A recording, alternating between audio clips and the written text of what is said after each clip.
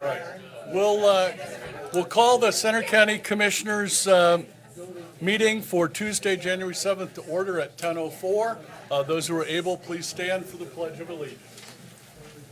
I pledge allegiance to the flag of the United States of America and to the republic for which it stands, one nation, under God, indivisible, with liberty and justice for all. In a bit of a surprise, Commissioner Dersham will not be joining us this morning. He has called in sick just a short time ago. Do we have any public comment for items that do not appear on today's agenda? All right, seeing none, we will move on to the additions to the agenda. Commissioner Concepcion, any additions? No? All right, I don't have any either.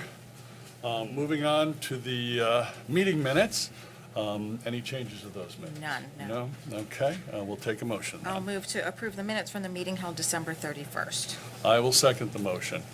All those who favor approving the minutes from the meeting held on December 31st, do so by saying aye. Aye. Aye, pose nay. Motion carries. All right. We will move on to our proclamation number 1 of 2025, proclaiming January as Big Brothers Big Sisters Month in Center County. And we have a group of dedicated nonprofit human services people here. We have Christine, I think it's Teresa, Rebecca, is it Vernell? Okay, good. Zach and Ashley. So I don't know how many of you want to approach the podium, but it's a great organization and does lots of wonderful things for young people in our community.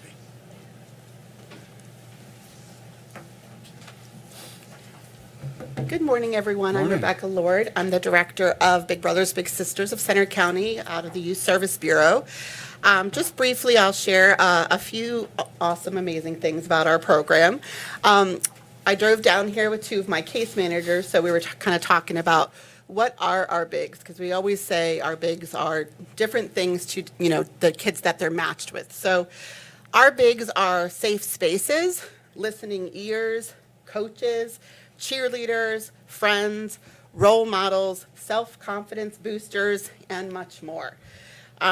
I'm going to share a particular story, or just one story of a match that is fairly new still, but already seeing the impact of this match and the big in the life of this child.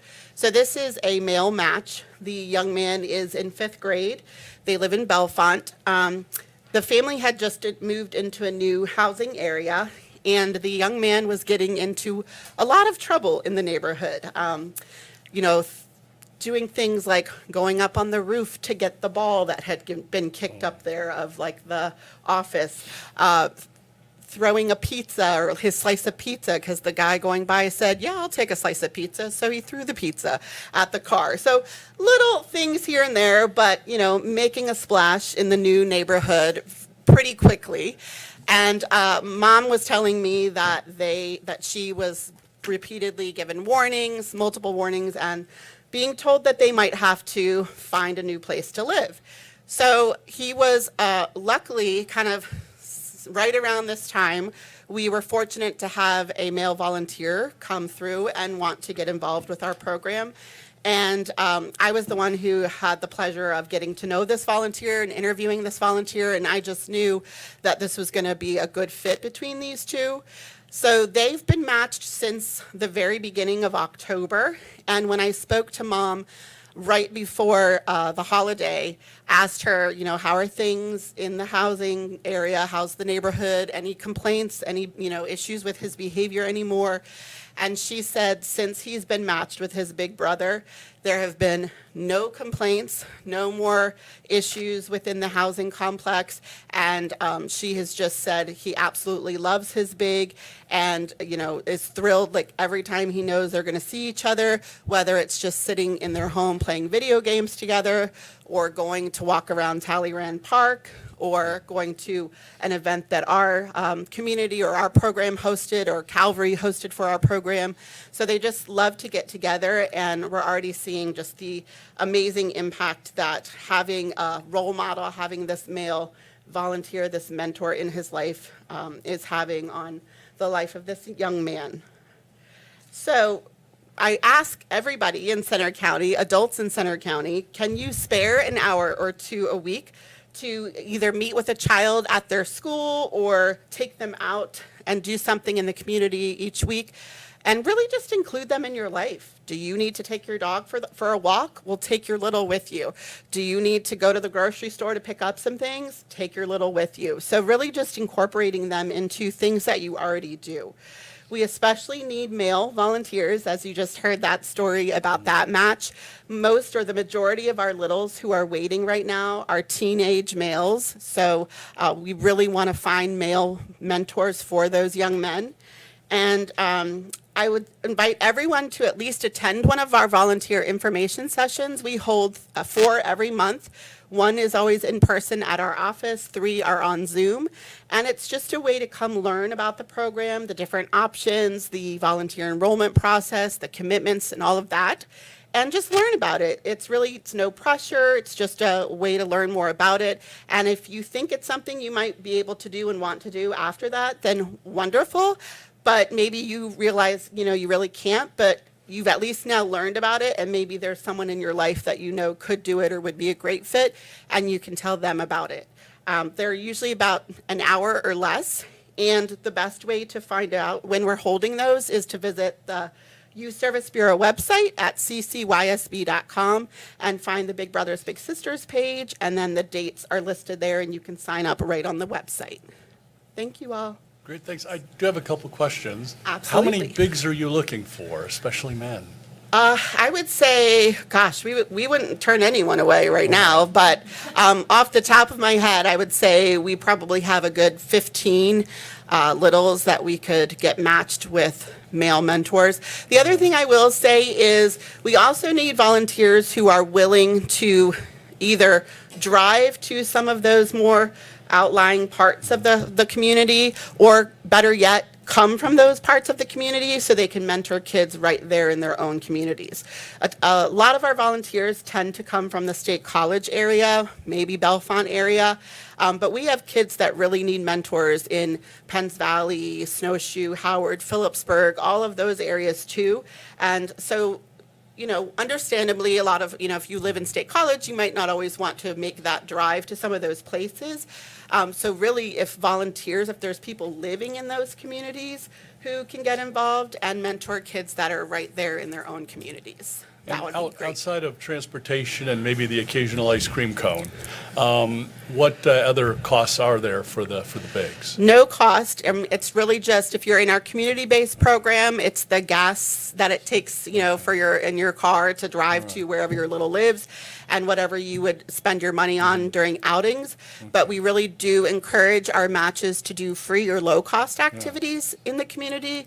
A lot easier to do when the weather's nice than in these cold winter months. But we as a team, my team is here, my team is amazing, and we can always brainstorm ideas with our bigs, of what you might do with your little that's not going to cost you very much money, if any at all. Great. Commissioner Concepcion, comments? Yeah, thanks for being here to highlight this program. It's just really important for kids in our community that need some extra support. So, Thank you. We're really grateful to everyone who volunteers with this program. Thank you so much. Don't go away. We have a proclamation. Okay. So unless there's any other comments, we'll move to adopt proclamation number 1. I'll move to adopt Proclamation 1 of 2025, proclaiming January 2025 as Big Brothers Big Sisters Month in Center County.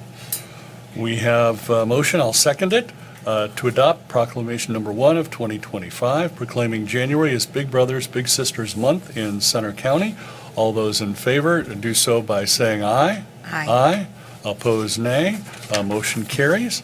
Come on up and we'll take a photo. I know JJ wants that moved.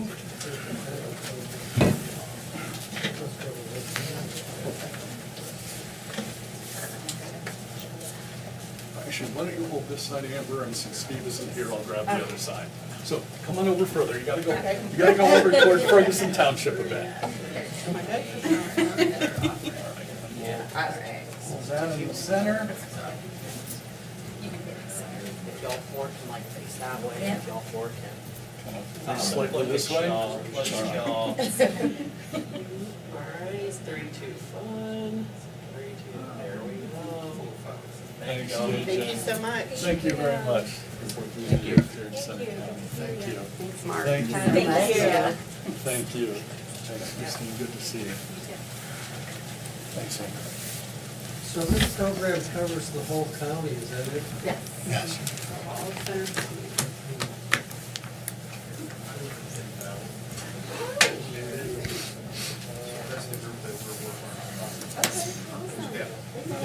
We'll let some potential volunteer recruitment happen.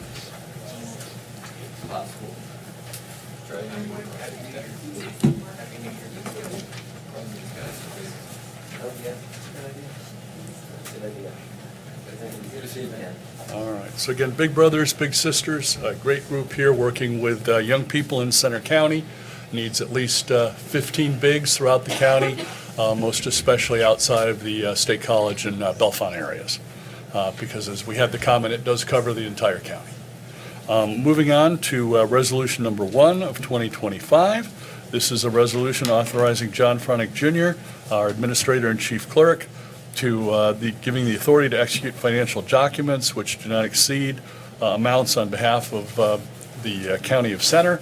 Center County government's budget is roughly $131 million now, and for the commissioners to approve all of the no-cost or low-cost contracts, especially the ones that are already in the budget, would substantially increase the time of the meetings. So many counties our size, and especially larger, have this type of arrangement. I'll hand it over to Administrator Fronick to give some additional details. Thank you, Commissioner. So some of the financial documents that could be executed by the county administrator would be purchase orders, invoices, reimbursement requests, et cetera, that do not exceed $32,500, and only in those circumstances where the funding for such has been approved and allocated in the county's 2025 budget. Additionally, they're not set up to amplify. Sure. Additionally, what the administrator could do would be to authorize expenditures not above $32,500 that would be out of contingency funds and then would have to be reported back to the commissioners at the very next meeting. There's also a provision in here relative to linkage agreements that are a no expense cost that would be done through a lot of our human services departments. And then also, there would be the ability to. Forth between legal again, it took a little while, so. And we only got sued 11 times during the election, so our solicitor was just a little busy at that point. Yeah, exactly. Yes. Betsy had a lot of things on her plate. Yeah, we had to put a lot of things to the side during the election season. Yes. Commissioner Concepcion, any comments or questions? Yeah, I mean, this has been discussed over 2 years in the Prison Board of Inspectors meetings, and has had really a lot of public input over that time. There's been a lot of public interest, amongst folks attending those meetings at the Board of Inspectors. So really, this is kind of the result of that public input that we received asking for us to take a closer look at this issue. So. Great. Well, thank you very much, Glenn. Yes, I sir. think we'll open it up for public comment. So 3 minutes, and John will do the timing. State your name. I think our first hand was up here, and then Mark. No, I think you were first. So state your name and your township or borough, and then you got 3 minutes. Yes, my name's Ken Klein-Smeltzer. I live in Harris Township, Boalsburg. I was part of the group that began meeting about 3 years ago now to organize and to bring this issue to the attention of the prison board and to organize and agitate to make something happen. So we appreciate that we've been able to participate in your meetings and we have come to this point where we're moving forward. We've had to be patient because it's been like 7 months since we put out the RFQ request. But we understand these things take time, and we're trying to be patient and encouraging and supportive. We hope there's some way for members of the community to be involved in the discussions and the research that goes on, and we hope that our $80,000 results in some concrete, at least designs, and maybe some staffing plans so that it's not just pure feasibility, but some actual possibilities with some options that you all can decide on how to go forward. But I appreciate the support and the of the commissioners and the prison board to actually do something about this. We know that a lot of county prisons don't have outdoor rec and have these indoor yards that somehow qualify to meet the state mandated requirement that prisoners be able to exercise outside. And that the law is clear, but the Department of Corrections doesn't seem to understand that. So we appreciate being willing to step out and take a move forward in advance of other counties and set examples. So we appreciate your support of this and look forward to the outcome of this study. Great. Well, thank you, Ken. Now I think it was Mark's turn. Good morning, Mark Fraley from Spring Township. I'm here as one of the conveners for the Pennsylvania Prison Society. At the Prison Society, we advocate for inmates, and we've been doing that since Ben Franklin. So we're the longest nonprofit anywhere. And so we come and just want to say thank you for making this happen. The Prison Society tried to make this happen many years ago with not much luck. But now it's to the place where you're voting, and that's encouraging to us. And so most of the comments, sometimes our role in the prison is looked at as, all we're doing is criticizing. And so I wanted to come and make sure I said thank you for doing the right thing. The law says we're supposed to have outdoor rec, so let's do the right thing. And thank you for both your roles and Commissioner Dersham's role in making this happen. Thank you. Well, great. Thanks, Mark. All right. In the back corner there.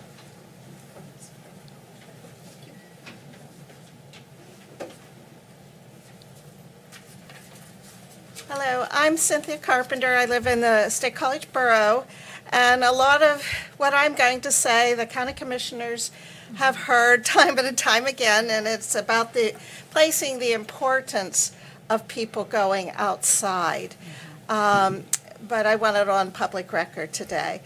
For about 2 million years, humans lived outside or had a direct connection with the outside. It's only been probably since the late 1800s that we had electric light. Probably since the 50s or 60s, we got it in our minds that people could survive inside on electric light only. And thus, we end up with this situation. Just some facts of what the denial of natural daylight, it's very complex. It has a lot of different wavelengths. Within it, it's a very bright, intense light, even on a cloudy day.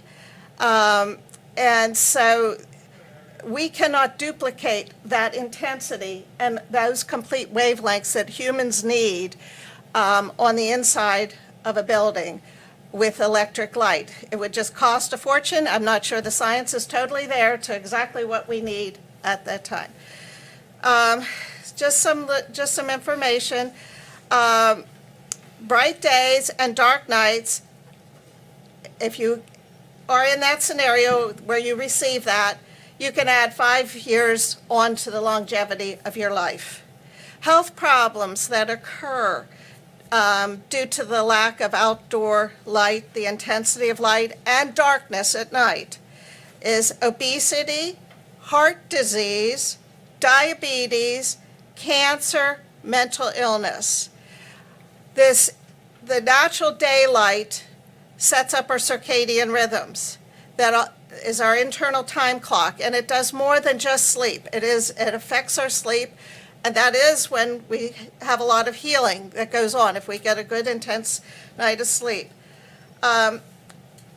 Misalignment of the circadian rhythms over a relatively short time can mess with blood pressure and glucose. Exposure to bright light during the daytime makes us less sensitive to light at night. And to me, that is very important for the prison, because you obviously have to check on your incarcerated people, which I hope you do with a warm light during the night. Even on cloudy days, you receive more light on the outside than you do under electric light without daylight. So I would like to encourage you to pass this resolution, and we move on with this. Great, thank you very Thank you. much. Any other speakers on the topic? Yes, come on up. Hi, my name is Laura Egan. I'm from Bollesburg. I'm just here to support the work for outdoor recreation. So echoing what people have said before, and also looking forward. Thank you for supporting the community advocacy for justice, next item on the menu, and the affordable housing as well. Great, thank you, Lori. I know we have a number of other people in the room. Any other comments on the topic? All right, so I'll assume it's pretty much, yes, Gary? Can we have Glenn come back up? Yeah. I have some questions for you. Okay, sure. Anything else you give us on the scope of this study? Will this necessarily mean adding space at the prison, or are you looking at working with the existing space for this? They are gonna look at all possibilities for recreation, whether that includes expanding what we currently have, or if that includes adding outdoor, traditional outdoor exercise areas. So they will look at all of those, give us a recommendation with the end of the study, and then we will have some conversations on our end, and ultimately back to the commissioner's level at the end of our review of the study. Are there any parameters on ideas on how large a space this should be? Are we looking at a small gym, a rec hall, or? Nope, we didn't give them parameters, so we're open to their ideas, their suggestions, and their review. There's a minimum square footage for outdoor recreation yards per inmate. And forgive me, I don't know it off the top of my head, but it would be in compliance with that if we do have go that direction. And a feasibility study will or will not include the possibility of hiring added personnel? It should have in there what personnel it will take for any additions, because if we add outdoor recreation, we will definitely need to hire more staff, which we struggle with greatly already. Thank you. Welcome. You can put in a little plug about working for the correctional facility. We are hiring. Yeah. We are hiring. Feel free to go to www.centercountyva.gov, click on Human Resources. Current starting wage is $21.50 per hour. After the first year, you're at $23.26, I think. So we're hiring. Great, thanks, Gary. Tim, you got anything? Did we have any other public for comment? All right, so at this point, oh, sure. Hi, Robert Ziegler, Milhan Borough, local rabble rouser. I want to thank you guys for the work that you're doing with this. And, it's a really important, vital thing that we have. And until these folks have direct sunlight on a regular basis, there are a lot of guardrails to make sure that we keep moving the path forward. You do have a lot of community support with this, too. So I just wanted to reiterate that you do have a lot of the public behind you if you move forward with this path across a variety of different demographic, political backgrounds, ideologies, et cetera. It's just a morally right thing to do. And it's also good governance. But I wanted to thank you guys for the work and the efforts you're putting into it, because I know that it is a slow process. So thank you for that. You're welcome. All right, thank you, Robert. Any additional public comments or questions on the topic? Just to make a note. Yeah, I think it's important to note there's direct sunlight through the windows, but you can't see the ground. So it's something we think could probably be improved upon, but there is at least some exposure to direct sunlight. But you can't see the grass. Right. Yeah. I'll just say, as a healthcare professional, well-being is very important. Okay, I was going to say, if you wanted to. I don't need to say. All right, okay. Yeah, come on up. Comment real quick? Yeah. Sorry, I do want to thank, Jenna Henry. I live in Ferguson Township, but I do want to say thank you for this consideration, but I also do want to say, as a person who has been incarcerated in this facility, there is no direct sunlight, not through the windows, not through the grate. There were times that we would sit on the floor in the rec yard in the sun spots that would kind of come in, but you're not getting any actual direct sunlight You're still under. coming in, right? Like, so there's very much not direct sunlight currently, so I just felt like that needs to be said because this is a serious issue. Getting outside is extremely important for people who are suffering from addiction, suffering from mental health issues. And so, yes, again, thank you for doing this. Extremely important step in the process. And we look forward to continuing to converse around this issue. Thank you. Great, thanks, Jenna. Any additional comments? Yes, a gentleman in the bow tie. Good morning. I'm Tyson Daniels from Ferguson Township. I'm also a member of Central PA United, and we have been working a long time to convince everyone at the, in Center County here to build an actual outdoor recreation yard. It's easy for us to break down the human experience into components, direct sunlight or fresh air, and we try to, recreate those through artificial means, ventilation and fancy light bulbs and things. But you can't ever replace the actual experience of being outside with something else. And the law requires people to be outside, full stop, 2 hours a day. So I really appreciate you guys working on this, but I'm also hearing a lot of, hey, we can kind of maybe, if it's convenient, if it's okay, if, we can maybe get some light through some better windows or something. No, we really need outdoor recreation at our local jail. Please make it happen. Great, thank you, Tyson. All right, I'll ask, I think this is the fourth time. Any additional comments on this particular agenda item? Oh, it looks like we have another one. Hi, my name is Michelle Schellberg. I'm the Center County Republican Committee Chairwoman, and I'm pretty new to this subject, so my personal feeling is I'm for this. I had just a couple of questions. Not all of our prisoners are from Center County, so forgive me because I am new and I don't really know how this works, but so when we get a prisoner from out of county, the county that sends them here pays a fee. Correct. And does that cover the entire cost of housing the prisoner here? Or is there a possible way to request more money to help cover the costs for this type of project? We'll have Glenn address that in a minute. That's a pretty complicated question, actually. I thought so, but Yeah. thank you. I am for the project. I had an incarcerated brother, and I do believe that it's beneficial for everyone for prisoners to be granted outside access. So thank you. Great, thanks. Yeah, Glenn, that's outside of things perhaps in children and youth, that affordable housing, it is one of our more complex areas of county government. It is. Currently, we charge $75 per day for any individual that's incarcerated with us from out of county.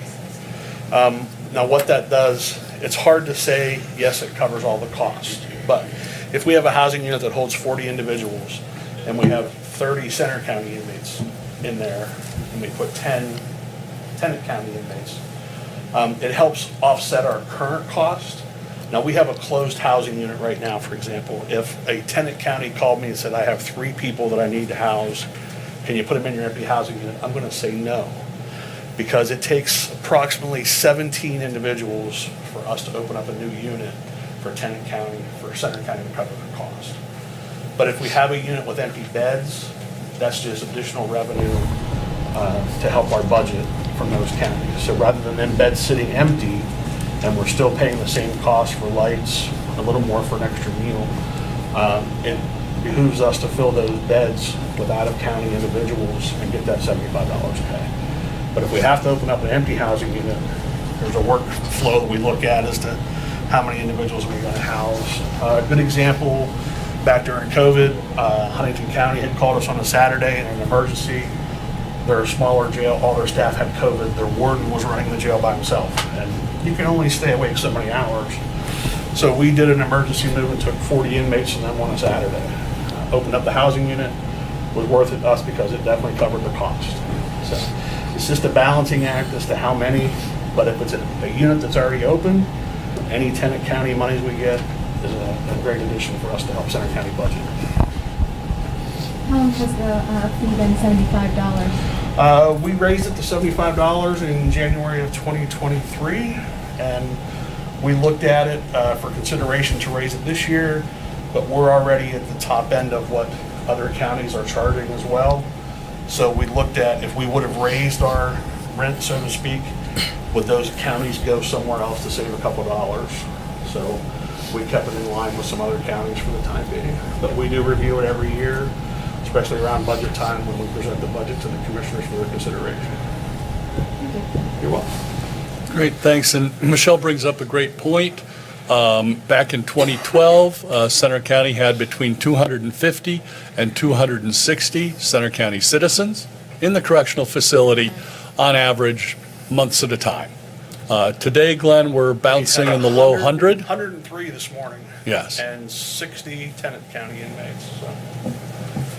So we'd like to thank all of the stakeholders who have assisted us, including the Prison Society, including Center for Alternatives and Community Justice, including the entire court system. Over that time frame, we've gone from a single specialty court for DUI to all 4 specialty courts that are available to counties. We have a drug court. We have a behavioral health / mental health court.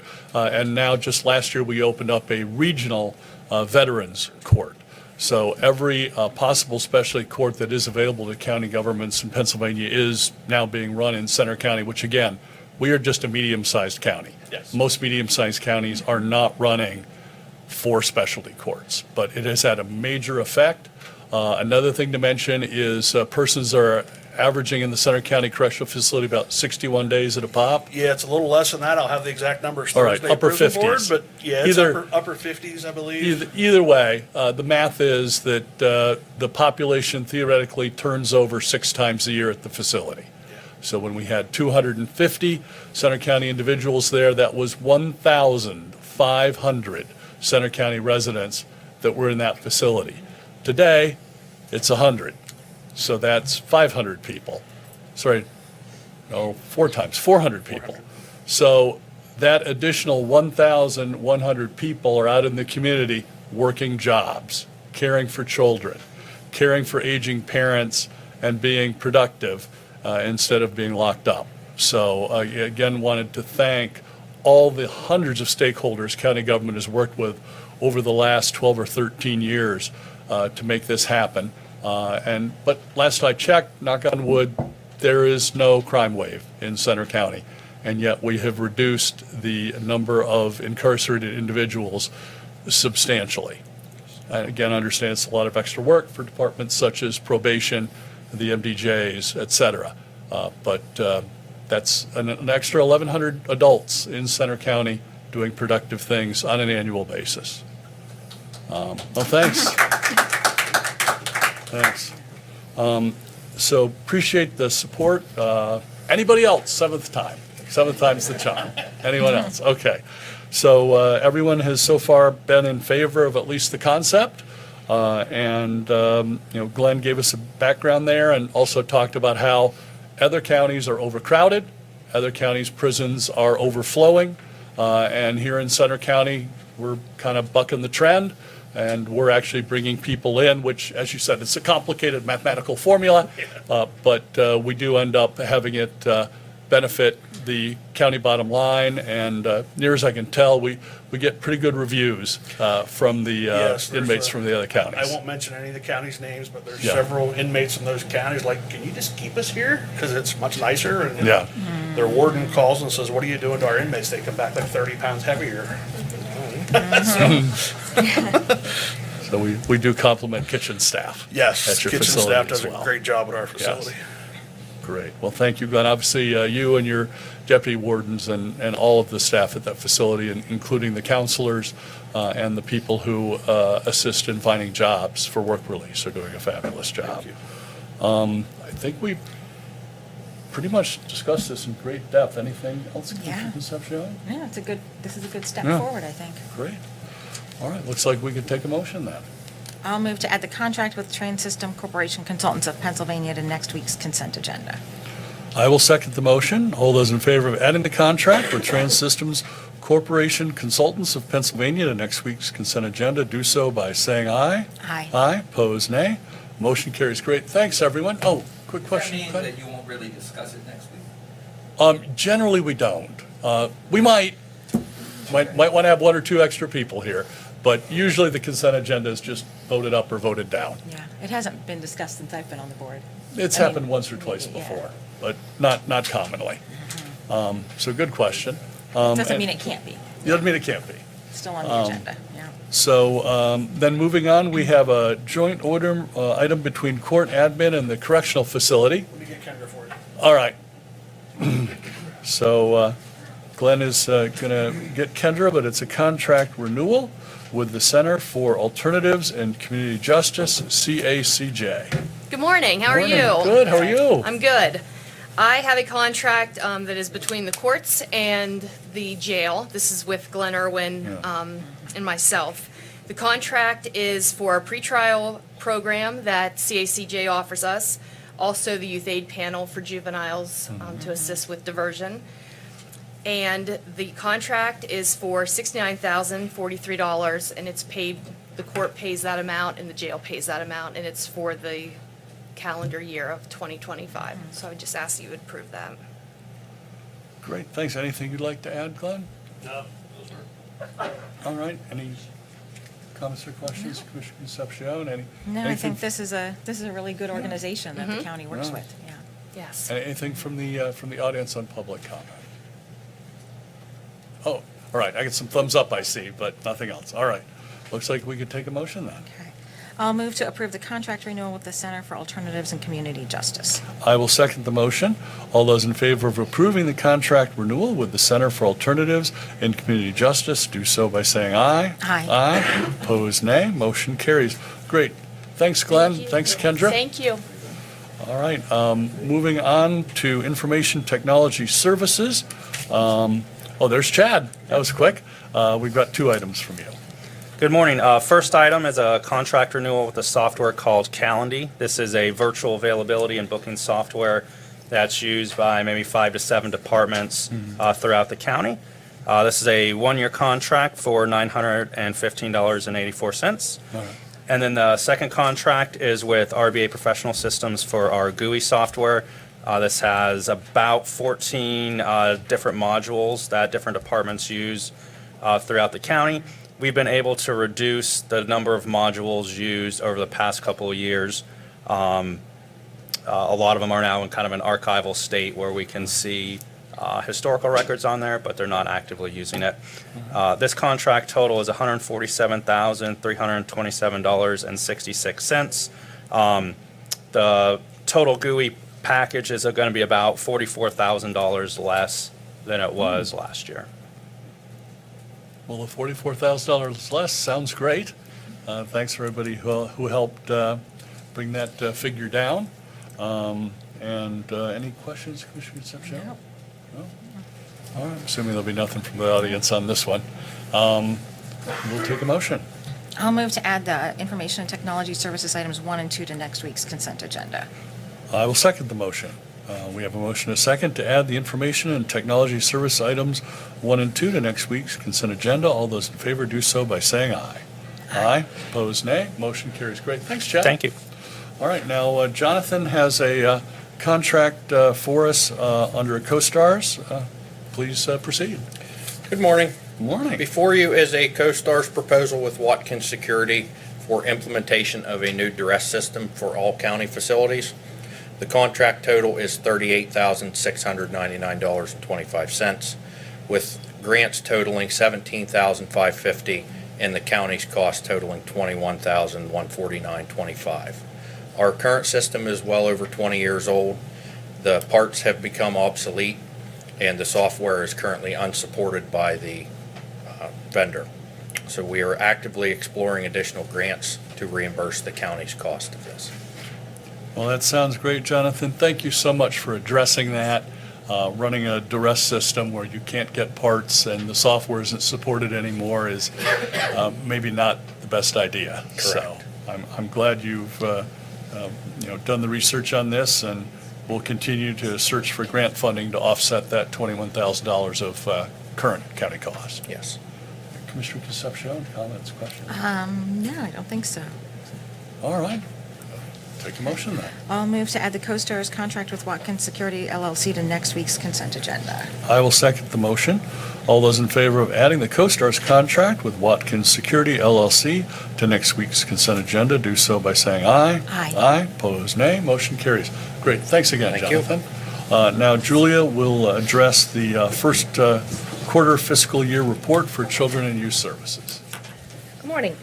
So I'm here to ask for the approval for the Act 148 first quarter fiscal year 24-25 report. Children and Youth Services is slightly under, about 20% of their budget and revenues. Okay. Well, that sounds good. Fewer children and youth, everything else being equal is a good thing. Yes, yes it is. Yes. Commissioner Okay. Concepcion, anything? That's all I've got. All right, take a motion. I'll move to approve Act 148, first quarter fiscal year 24-25 report. I will second the motion. All those in favor of approving the Act 148 first quarter fiscal year 24-25 report, do so by saying aye. Aye. Aye, opposed nay. Motion carries. Great, thanks, Julia. All right, now we have Faith with 3 items for adult services involving affordable housing in the Phillipsburg and Snowshoe areas. All right, good morning. I'm pleased to present 3 contracts to you for Phillipsburg Revitalization Corporation and Nassas Trailer Park. These are the final 3 projects that we have from our ERAP 2 25% funding that was going towards affordable housing projects. So now in total, we have 7 that we're working on, which is really exciting. These were proposals I had brought to you probably 1 or 2 months ago and just got approved by the state. So the first is the Phillipsburg Revitalization Corporation. This is for apartment 104 on Front Street. Got it, I couldn't remember. That's for $113,000. The second is also for Phillipsburg Revitalization Corporation. This is for apartment 110. So they're seen as 2 separate projects, and so they have to have 2 separate contracts. That's for $114,960. The final is for the Nassas Trailer Park, and that's going to be adding 1 single-wide mobile home to the park to replace one that was removed on a plot of land, and that'll be $99,500. Great, Faith, thanks for presenting those. It was a lot of work on everyone's part, but we did manage to have about $1.5 million available for affordable housing with the ERAP 2 program. And as you mentioned, it supported 7 projects. We had roughly 4 in the greater State College area, and then 2 up in Phillipsburg and 1 in Snowshoe. Especially wanted to point out the ones in Phillipsburg take advantage of what's called the Strong Towns model, where you rehabilitate and improve apartments, condos, et cetera, on upper floors of downtown buildings, which brings customers in, who then buy things from the retailers on the first floor. Then as the retailers become healthier, and there are more of them, more people want to move into your town, so you rehab and improve more of the upper floor residential units, and pretty soon you have a virtuous cycle going, and you see things like has been happening in Bellefonte here over the last 8 years or so, and now we're starting to see the Phillipsburg flavor of the same model up in Phillipsburg. So very much appreciate everything, your staff, all 7 different projects, and the Affordable Housing Task Force Advisory Board that vetted all of these projects. So it's been a tremendous effort, a lot of work, but I think we're finishing, if anything, a little ahead of schedule here. Yes, we are. Yeah. Good. Fabulous. Commissioner Concepcion, comments or questions? Yeah, I guess the other thing I'd want to emphasize about the Phillipsburg Revitalization Corporation projects is that we're also accomplishing historic preservation in downtown Phillipsburg as part of this project. So while you're providing affordable housing, historical preservation, and keeping housing within areas that are walkable to all kinds of services, so that benefits all the retailers in that area. But I think there's also a lot of value in simply restoring and preserving these old buildings that form, really the core of the history of that community. Great, good points, Amber, and thanks for all your help with this. I know you've also been very involved up in Phillipsburg. Any questions or comments, press or public? Yeah. Dr. Benworth Township, who will live in the housing, and what are the qualifications? Sure, so all of the projects have to be aligned with a federal housing program. And so all of our projects have aligned with what's called HOME, and so they have to follow those guidelines in addition to the ERAP 2 guidelines. So really the most simplistic way to put it is that they have to be at a 50% area median income or below. That has to be the household income. And then they also have to set the rates to be affordable for that income as well. And so as the county, we're then required over the next 20 years, because that's the affordability period with this funding, to receive documentation every year for all tenants that were in the properties to confirm that that is still being affordable. Does that make sense? Okay. Yep. And are they, is being a U.S. citizen a requirement? I don't know the answer to that off the top of my head. It really depends on the funding stream, and sometimes certain funding streams supersede others. So ERAP 2 did not have that qualification. It was pandemic funds, and it was available for all of those in need, whereas you may have other HUD funds that are very specific in what that actually means as far as like citizenship or just being in the country in general. But as an example, I think area median income for a family of 4 in Center County is now something like $102,000 or $103,000. It's pretty high. Yeah, I'd have to. So for 4, I'd 50% have of to that, look, the yeah. family income would be $50,000 as a maximum. So, you're talking people who work as teachers. You're talking about people who work in retail, who work in restaurants, who have full-time jobs, and in a lot of cases, they're nowhere near that upper income limit, especially if it's a single income family. Yeah, heck, even Penn State instructors would all qualify. Any additional questions on that? No? All right. Yeah. I'm curious, I know you said that rent has to be set based on what's affordable to that income, but I've seen other like low-income housing places that I'm looking at, like how can somebody making $50,000 a year afford $1,800 a month in rent? So like, how do we ensure that that rent is truly affordable for that person's situation? So there are a lot of different types of subsidy programs. I don't want to sit here and say I'm the absolute expert, but things like a LIHTC property, like a low-income housing tax credit that might receive funding and supplemental funding from somewhere like PHFA, which is the Pennsylvania Housing Finance Agency. They have different requirements where they have to set their rates at fair market versus market rate. So market rate is really kind of like the generalized rate in the area based on need, based on what landlords want to charge. Fair market is what HUD sets based on our area median income to say this is what's, I'm going to air quote, affordable. So when they set those rates that way, it's deemed fair market, but then there's also other subsidy programs like a housing choice voucher where people know more, like Section 8. They have different criteria, or rapid rehousing has different criteria where those individuals couldn't have a home or they couldn't rent a unit that was above fair market. So basically it opens up opportunities to add more subsidy programs so that somebody could potentially live there. You also have other models where a certain number of units might be at 20% area median income or 50 or 60, and it really just kind of depends. What is very challenging though is the fair market.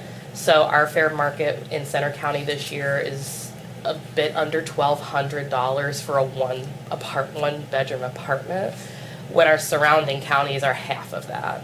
And so that's really hard to see when most people couldn't afford that. It doesn't feel very fair, but it's based mathematically on the area. And so you're correct, we do have a lot of clients in the human services world that are like, are you kidding me? I can't afford this rent. But again, because of those restrictions and criteria, it sometimes allows other programs to come in and further subsidize for those households. So you're welcome. Great. All right. Unless there's anything else, we could take a motion to approve the 3 items for adult services. I'll move to add adult services items 1 through 3 to next week's consent agenda. I will second the motion. All those in favor of adding the 3 items for adult services to next week's consent agenda, do so by saying aye. Aye. Aye. Opposed, nay. Motion carries. Great. Thanks, Faith. I think you should just stand up there because you're also next. Oh, yeah. You're right. So we have a very short consent agenda. I'll move to approve this week's consent agenda. I will second the motion. All those in favor of approving this week's consent agenda, do so by saying aye. Aye. Aye, pose nay. Motion carries. All right, now on to letters of support. Faith, back to more affordable housing. Yeah, it's a pretty good transition. And Yeah. unfortunately, the representatives from Volker were unable to be here today, but they really wanted to come and talk a little bit about their projects. Just the weather kind of threw things off, and they're based out of Lancaster. So on their behalf, they had reached out to us, to Adult Services, as we are the Section 811 local lead agency. And so part of their application is receiving a support letter from that local lead, which is how we got involved. So they're looking at a property behind Best Buy that on the map that I was shown looks to be undeveloped. I'm not an expert on that piece of land, but I believe it covers both Patton and Ferguson Township based on the sprawl. And then they're also looking at doing two projects, which is why there's two support letters. So they're looking at doing the apartments at Atherton Commons. So that's going to be a property that has plus or minus 70 units. They're still trying to finalize what that looks like. They're going to focus on 1 and 2 bedrooms, and they're going to have roughly 1288 units, which is really important in our community.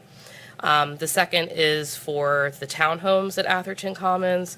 This would be 48 single-family units with 2 and 3 bedrooms and about 988 units, which I can't stress enough that while we really need 1-bedroom apartments, we also really struggle to help our families that are of that income level to find safe and affordable places to live. So this is a really nice opportunity to have lots of different styles of units for different people's needs. Great, and based on being the commissioner's non-voting representative of the Planning Commission, I believe this is in the area in between the Aldi and the Best Buy on North Atherton. There's quite a lot of land back there. And I think there were plans from Patton Township to have some affordable housing component toward the back of that complex. So that's probably what this is. Yeah. Sounds Are good. those all rental units? Yes, they're all rentals. And they're the low-income housing tax credit that I believe they'd be going through PHFA for. Yeah. So hopefully that could be an addition of well over 100 additional units. Absolutely. It'd be by a lot of retailers. It's Yeah. by public transportation. People could have a lot more opportunity to work. I mean, it's in an area where we lost almost 200 mobile home parks 15 years ago now at this point, and that was one of the biggest challenges as those people got relocated. They could no longer walk to their place of employment, use the public transportation. So this would be a nice way to kind of bring that back to the area, especially as we need more and more employees, right? Yes. So. We do. Commissioner Concepcion, comments or questions? Yeah, I think this is really promising. Yeah. Good. All right. Any questions from the public or the press on that? All right. We'll take a motion then. I'll move to approve the letters of support for Volker's submission to PHFA for the both proposed low-income housing tax credit properties. I will second the motion. All those in favor of approving the letters of support for Volker's submission to PHFA for both proposed low-income housing tax credit properties, you do have to say that slowly, Yeah, it's long. do so by saying aye. Aye. Aye, pose nay, motion carries. Great, thank you very much, Thank you Faith. so And much. see you in a few minutes for our affordable housing meeting. Moving on to authorities, boards, and commissions. Bit of a cleanup from the extremely long list we had last week. We're appointing Dana Gordon, Sherry Davidson, and Elizabeth Hay to the Center County General Authority, which is affiliated with the Center County Industrial Authority, and their terms will be from January 25th, January 2025, I should say, until December of 2029. And then Jens Thorson, who I think has served roughly a term and a half on the Center County General Authority and Center County Industrial Authority, has submitted his resignation effective December 31st. So we thank him for his roughly term and a half of service. His most recent term was January of 23 through December of 24. We'll take a motion to approve the ABC appointments and resignation. I will move to approve the ABC appointments and resignation. I will second the motion. All those in favor of approving the ABC appointments and resignations, do so by saying aye. Aye. Aye. Opposed, nay. Motion carries. Moving on to CNET requests. We have been sponsoring the Central Pennsylvania Civil War Roundtable for many, many years. I believe it's upwards of 5 programs. So we'll take a motion to approve that sponsorship as we have for many years prior. I'll move to approve the CNET sponsorship for the Central Pennsylvania Civil War Roundtable. I will second the motion. All those in favor of approving the CNET sponsorship for the Central Pennsylvania Civil War Roundtable, do so by saying aye. Aye. Aye. Opposed, nay. Motion carries. Now we'll move on to the check run, which Commissioner Concepcion will cover. Yeah, we have a relatively short check run again this time. One of the checks that I might make a note of is to the Administrative Office of PA Courts, or AOPC, for courses and seminars that provide professional development for our courthouse staff. With that, I would move to approve the check run dated January 3rd. I will second the motion. All those in favor of approving the check run dated January 3rd, do so by saying aye. Aye. Aye. Opposed, nay. Motion carries. John, I kind of hope we don't have an administrator's report. Nothing to report at this Nothing to report at this time. Okay. Moving back then to the voter registration report, Commissioner Concepcion. Okay, so I have the voter registration report with 101,678 voters on file here in Center County. Of those, we have 41,371 Democratic voters, 157 Green Party voters, 556 Libertarian voters, 15,464 with no affiliation, 42,092 who are registered as Republicans. All others comprise 2,038 amongst the minor parties, and that is down 22 voters from the last report. The precinct of the week this week is Taylor Township, Precinct 81. They vote at Fowler Grove Community Center at 11246 South Eagle Valley Road, Port Matilda, PA 16870. They have 581 registered voters on file. In the last election, they had an 89.5% voter turnout. That's a lot. Yes. Yep. So we would like to thank the Fowler Grove Community Center for allowing the use of their space. And that's the voter report. Great. Thanks, Commissioner Concepcion. John, do we have any executive sessions to report or to hold? None to hold, however, there is one to report. The Board of Commissioners met on January 2nd from 10:06 a.m. to 10:06 a.m. I'm sorry, I'm having a flub. 10:06 a.m. to 11:03 a.m. to discuss real estate and personnel matters. All right. Thank you, John. The remainder of our public meeting schedule. On Thursday, January 9th, we have a combined Salary Board and Board of Commissioners meeting at 10. And then on Tuesday, January 14th, we have the Board of Commissioners meeting at 10 a.m. Any questions from the press? John, last week's meeting, there was a item on the agenda. I always turn to the Penn State and Little agreement, but it's the 20-year agreement, and you talked about an extension of negotiations. Are you negotiating solely on behalf of the county or other entities involved? No, we are negotiating solely on behalf of the county moving forward. Do you know if the other entities, are there other entities that have already signed on, or is it they also negotiating, do you know? The other entities from the center region that also had a 20-year agreement are negotiating independent of the county with Penn State. There will be a new agreement?